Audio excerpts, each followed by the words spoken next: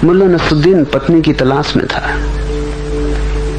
चाहता था बहुत सुंदर स्त्री मिल जाए, लेकिन जब शादी करके लौटा तो एक बहुत कुरूप स्त्री ले आया। तो मित्रों ने उससे पूछा कि तुमने क्या किया? उसने कहा बड़ी मुसीबत हो गई। जिस आदमी के घर में लड़की को देखने गया था, उस आदमी ने मुझसे कहा कि मेरी 4 लड़कियां हैं। पहली लड़की की उम्र 25 साल है और उसके लिए मैंने 25,000 रुपए की दहेज की व्यवस्था कर रखी। वो लड़की बड़ी सुंदर थी, लेकिन मैंने उस आदमी से पूछा कि तुम्हारी और लड़कियों के संबंध में क्या खबर है? तो कहा दूसरी लड़की की उम्र 30 साल है, उसके लिए मैंने 30,000 की व्यवस्था कर रखी। तीसरी की उम्र 35 साल है, उसके लिए मैंने 35 की व्यवस्था कर रखी।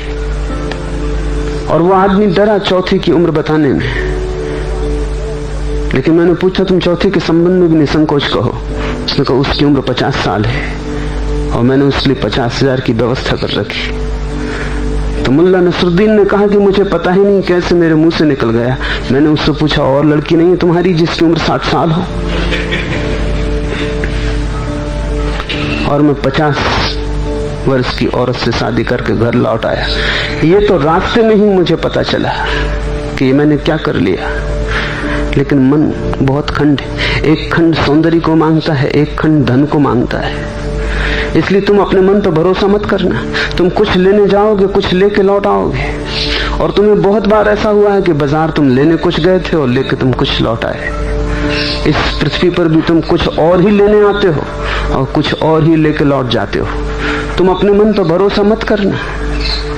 तुमने अगर अपने मन का भरोसा किया तुम कहीं के न रह जाओगे। मन का भरोसा अगर तुमने किया तो तुम खंड खंड हो जाओगे, पारे की तरह टूट जाओगे। संयम का अर्थ है मन का भरोसा छोड़ देना, मन की मत सुनना। मन के पीछे जो साक्षी छिपा है उसकी सुनना।